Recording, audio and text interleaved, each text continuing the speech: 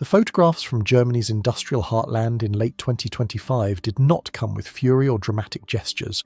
Factory gates closing at Volkswagen plants, for sale signs outside supplier facilities in Bavaria, cargo containers sitting idle at Bremen port. What made these scenes consequential was not their visual drama, but their mathematical finality. While Germany's industrial production contracted for the fourth consecutive year, Poland's economy expanded 3.2% in 2025. While German manufacturers announced 35,000 job cuts at Volkswagen alone, Poland maintained unemployment near 3%, one of the tightest labour markets in Europe. This is not a temporary divergence. This is structural realignment. And if the industrial geography of Europe can flip this decisively in less than a decade, what does that tell us about the stability of hierarchies we assumed were permanent? For 70 years, the economic order of Europe followed a clear gradient. Germany manufactured, Eastern Europe assembled, capital flowed west to east for cheap labour. Profits flowed east to west as dividends. This was not merely economic arrangement, it was geopolitical architecture. Germany became Europe's largest economy by building what economists called the extended workbench model, high-value engineering in Munich and Stuttgart, low-cost production in Warsaw and Bucharest. By 2019, German companies had invested more in Poland than any other foreign source. The model worked as long as three conditions held: cheap Russian energy, stable Chinese demand, and technological advantage in internal combustion engines. By 2025, all three had collapsed. Germany's industrial electricity prices now stand multiple times higher than those in the United States or China. Automotive production fell from 5.6 million units in 2017 to below 4 million in 2024. Mercedes-Benz profits dropped 56% in the first half of 2025. Porsche's operating profit plunged 91%. These are not recessionary figures. These are structural elimination figures. Meanwhile, Poland posted GDP growth projections of 3.5% for 2026, fueled not by low wages. Polish wages have risen substantially, but by EU fund absorption, infrastructure investment, and foreign enterprises treating Poland not as a workbench, but as a production platform. The rupture was not announced in a single event. It accumulated across 1,000 quiet decisions. A supplier relocating from Saxony to Silesia, a logistics hub choosing Rzeszów over Hamburg, a data center picking Krakow over Frankfurt. By the time analysts recognized the pattern, the reversal was already irreversible. And here's the thing: energy costs alone explain much of the divergence, but not in the way most assume. A price wall has emerged across European electricity markets. On the western side, France, Spain, Germany, prices range between 180 and 200 euros per megawatt hour. On the eastern side, Greece, Bulgaria, Romania, Hungary, prices range between 87 and 102 euros per megawatt hour. You would expect Germany, with its renewable capacity and industrial scale, to sit on the cheaper side of that wall. It does not. German industrial electricity prices remain among the highest in Europe, driven not merely by withdrawal from Russian gas but by structural grid bottlenecks. Most renewable capacity sits in northern and eastern Germany. Most heavy industry sits in the west and south. The transmission infrastructure to connect them does not exist at necessary scale. Grid expansion has progressed slowly. Approval procedures prove complex. Infrastructure projects face local opposition and court challenges. The result? System operators must intervene frequently to maintain stability, curtailing wind farms and redispatching power plants at costs reflected in network charges. The government announced subsidies enabling energy-intensive companies to cap electricity at approximately 0.05 euros per kilowatt-hour starting in 2026, financed through 3.1 billion euros in temporary support. But this is triage, not cure. The structural mismatch between renewable generation geography and industrial demand geography persists. Poland faces different energy challenges, higher baseline prices in some regions, continued coal dependence. But crucially, Poland is not attempting simultaneous nuclear phase-out, coal phase-out, and grid transformation while maintaining globally competitive heavy industry.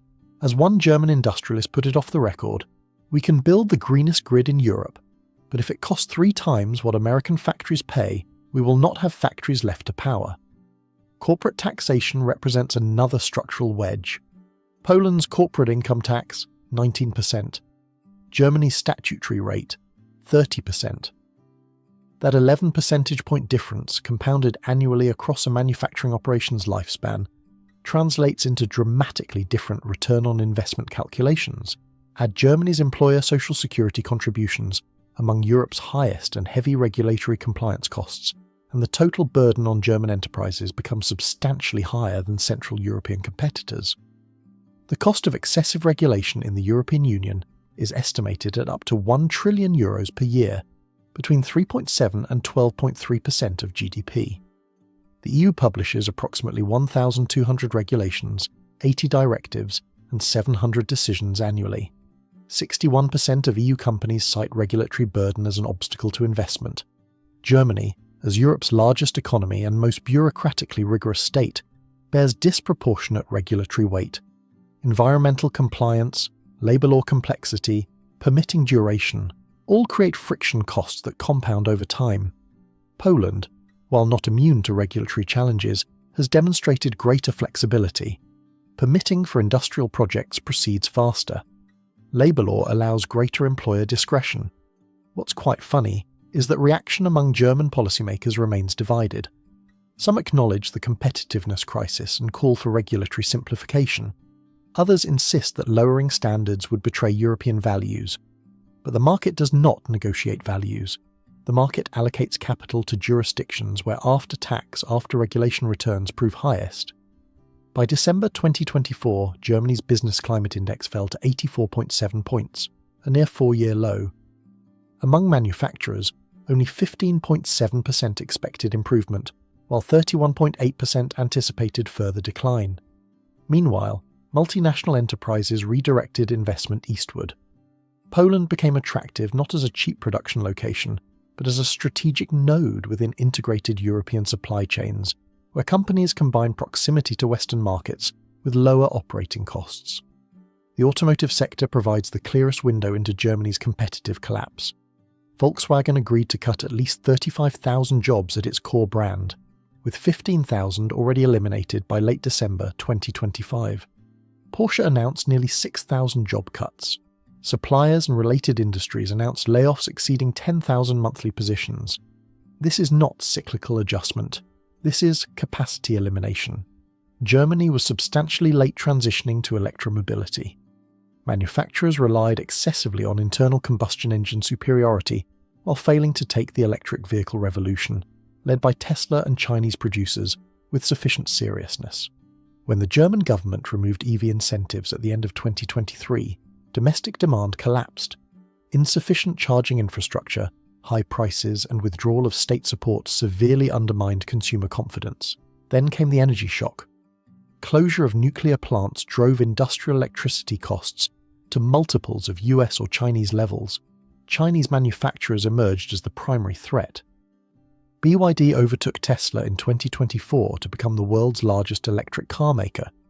German sales of BYD vehicles rose over 700% to more than 23,000 cars, despite EU tariffs of up to 35.3%. And here's the strategic trap. German manufacturers like Mercedes and Volkswagen sell approximately 30% of their automobiles in China. They face Chinese competition in their home market, while depending on Chinese consumers for profitability. Several major manufacturers accelerated plans to relocate production to Eastern Europe or Asia. Some initiated facility closures in 2025. The crisis reveals both economic and social dimensions. Rising unemployment fuels support for far-right parties.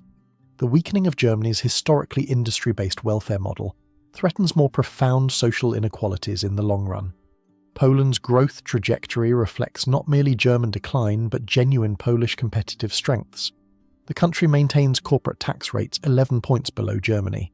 It absorbed EU recovery and resilience facility funds more effectively than many Western counterparts, with approximately €9.4 billion reaching final beneficiaries by year-end 2025 and more than €18.8 billion projected for 2026 and early 2027. Beyond RRF funds, Poland has spent only around 10% of the €76 billion granted under cohesion funds for 2021 to 2027. This represents enormous untapped investment potential, supporting sustained growth through 2027 and into 2028. The Polish labour market maintains exceptional tightness. Unemployment, projected to remain around 3% through the forecast period, reflects not weakness but productive capacity operating at full employment. Poland's strategic positioning as a nearshoring destination strengthened appeal to foreign investors seeking to diversify production away from Asia. However, researchers warn that outlook for the coming decade presents challenges after 2 decades of exceptional growth. Poland faces erosion of cost advantages through rising energy and labour costs. The country is only beginning to build locational advantages based on innovation and R&D, remaining predominantly a consumer rather than producer of advanced technologies. Foreign direct investment in Central and Eastern Europe fell by around 25% compared to 2023. Poland specifically experienced a 48% collapse in FDI inflows. German and Austrian companies, traditionally among the largest investors, substantially reduced commitments amid their own structural crises. Poland stands at an inflection point. The country can either leverage current momentum to build endogenous innovation capacity and technological champions, or risk stalling convergence as cost advantages erode without replacement by knowledge-based competitiveness. Both Poland and Germany face demographic constraints, though manifesting differently. Poland recorded the EU's largest population decline for the second consecutive year, falling by over 123,000 between January 2024 and January 2025.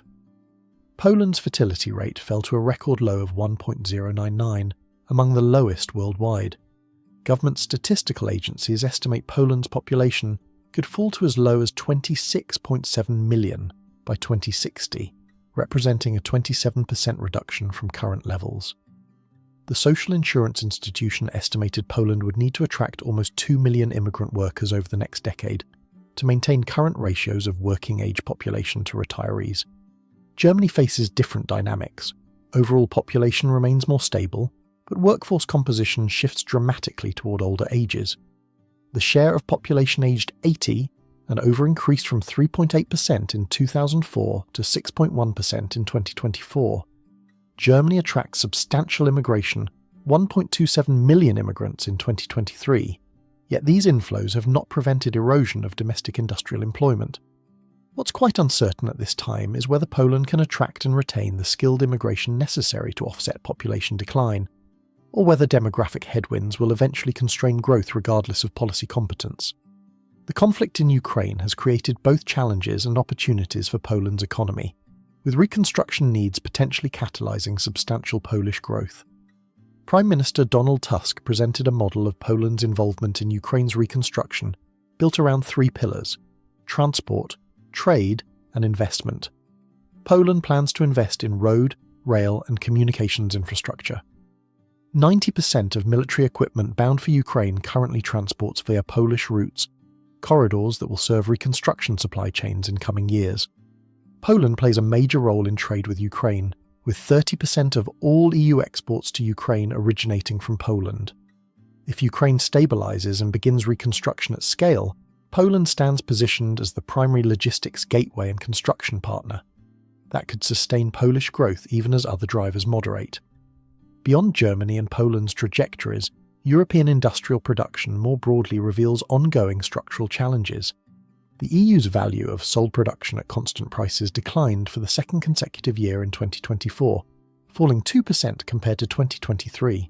In nominal terms, production declined from €5.975 trillion in 2023 to €5.86 trillion in 2024. Within this decline, specific manufacturing activities showed divergent performance. Pharmaceutical manufacturing recorded the highest increase, 12.7% annually.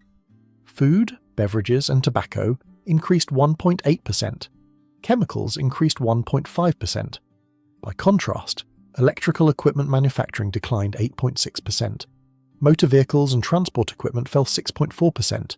Machinery and equipment declined 4.7%. These sectoral trends reveal patterns where energy-intensive and traditional manufacturing face structural headwinds, while pharmaceuticals and food production maintain resilience. Central and Eastern Europe has proven more resilient to global trade disruptions than many expected. This resilience reflects more diversified industrial bases compared to Germany's heavy automotive dependence, lower exposure to Chinese competition, and strategic positioning as nearshoring destinations. Analysis examining the 20 years following Eastern enlargement shows Central and Eastern European countries developed at rates almost twice as fast as the old Union EU15. Poland within this group developed fastest, with average growth reaching 3.8% annually compared to 1.6% for EU15. But researchers warn that the outlook for the coming decade presents challenges. In the cautionary scenario, convergence would stall, and the gap between post-socialist economies and EU15 would widen again. The optimistic scenario envisions that by 2035, Poland and the rest of CE11 could reach parity with EU15 in GDP per capita. Which scenario materializes depends substantially on each country's ability to implement institutional reforms and develop indigenous innovation capacity. What the economic flip between Poland and Germany ultimately signals is not temporary cyclical adjustment, but structural transformation of Europe's industrial geography. Germany's continued industrial decline, record insolvencies, and accelerating job losses represent not merely recession, but fundamental change. Energy costs elevated multiples above global competitors, combined with regulatory complexity, high labour costs, and lost technological advantage in key sectors, create difficult environments for German industrial recovery. Major manufacturers have initiated relocation decisions based on structural rather than cyclical considerations, suggesting recovery to pre-crisis production levels may not occur in coming decades. Poland's robust growth trajectory reflects successful integration into European supply chains, strategic EU funding absorption, competitive taxation, and positioning as nearshoring destination.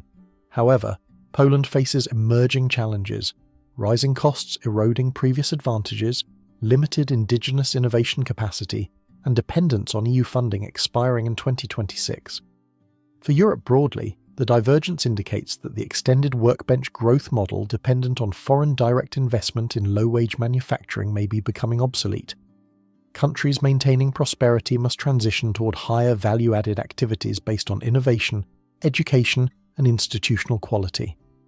Germany, despite current difficulties, retains substantial technological capacity and human capital enabling recovery if structural reforms addressing energy costs, regulatory burden, and fiscal sustainability prove successful. The next decade will determine whether Europe maintains global economic relevance or experiences gradual marginalization as competition from Asia and North America intensifies. Economic hierarchies assumed permanent can reverse with remarkable speed when structural foundations erode. The question is not whether Poland replaces Germany. The question is whether either can compete in a world where energy, innovation, and regulatory efficiency increasingly determine industrial location, and whether European policymakers recognize that reality before the industrial map is redrawn entirely. Thank you for joining me.